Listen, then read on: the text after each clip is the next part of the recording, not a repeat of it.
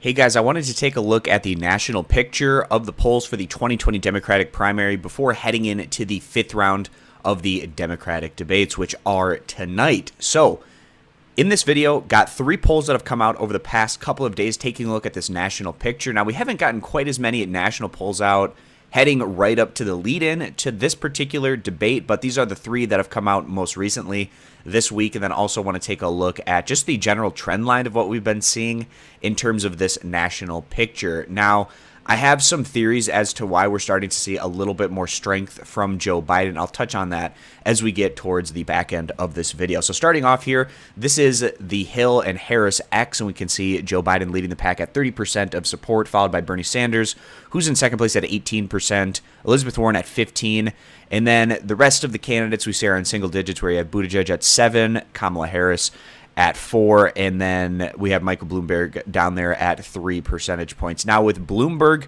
as well as Deval Patrick throwing their hat in the ring, I feel like this is more than likely going to take a bit away from somebody like a Joe Biden or a Pete Buttigieg or a Kamala Harris, more so than it's probably going to take away support from Bernie Sanders or Elizabeth Warren, just given the policy lineups of those particular candidates. But if we get a situation where Bloomberg and Patrick come into this race and they're only registering in the low single digits, it won't have quite as much of an impact as it might, obviously, if they're able to climb a bit more. But it just doesn't seem like there's all that much enthusiasm behind those two centrists in terms of them entering this race. So then another poll that we have here is from The Economist and YouGov, where Joe Biden is showing a bit more strength in first place at 30%, followed by Warren at 22%, Sanders at 12%, Buttigieg at 9%, Harris at 4%, Gabbard at 3%, and then the rest of the candidates are in the very low single digits. This week's morning consult numbers, we can see the trend line for Biden. It's been relatively steady in recent weeks, where he's been hovering in first place at around 32%,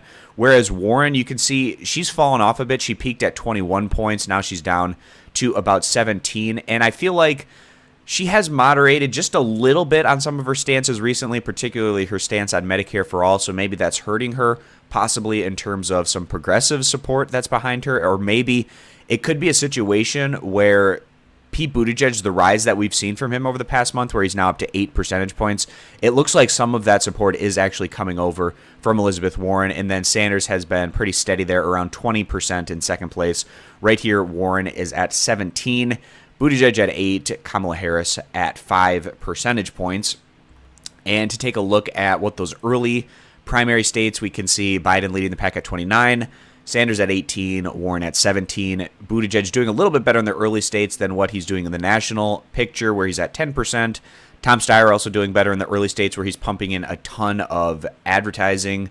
He's there at 8%, Kamala Harris at 4%, Bloomberg and Booker each at 3 percentage points. And also some interesting numbers that I was seeing here. So the second choice among Biden and Warren supporters, it's actually much stronger now for Sanders than what we had been seeing prior. So with Biden, their second choice is Sanders at 28%, followed by Warren at 23%. And then with Warren supporters, their second choice is Sanders at 29% and Biden at 22%. So much stronger second choice support here from Bernie Sanders than where he had been. And then with Bernie Sanders, their second choice right now is Warren at 32%, Biden at 29%. Buttigieg, their second choice is Warren at 25%, Biden at 24%. And then Harris supporters have Elizabeth Warren as their second choice at 23% and Biden at 20 percentage points. And then when we go down and take a look at the overall net favorability, Bernie Sanders continuing to do the best out of the whole field, where he has 75% favorable to only 18% unfavorable. This is a handful of points better than Biden, who's at 72% favorable to 20% unfavorable. Warren at 65% favorable, 17% unfavorable. And also we can see here Pete Buttigieg perhaps still has some runway to increase in the polls, as he's still not as well known as a number of these other candidates, where he's down there at 48% favorable or to 14% unfavorable. But that's a double-edged sword. As more people learn about you, that could also possibly make you go down in the polls. And we saw this with somebody like a Kamala Harris, where she had that big boost after the first debate, but then people learned about her record, and then that really cratered her in the polls. So we'll see as more people learn about Pete Buttigieg's record.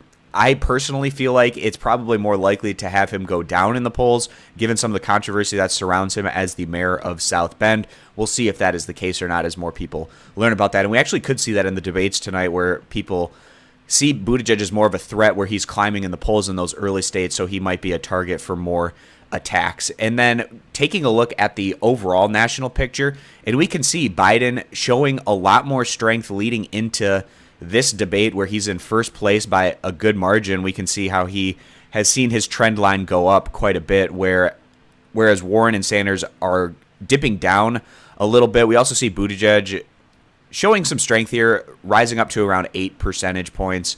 But this is where we are heading into tonight's debate, and I was going to tell you that I was going to wrap up this video giving my opinion as to why I think Biden is showing a little bit more strength. I think there's a couple reasons for this.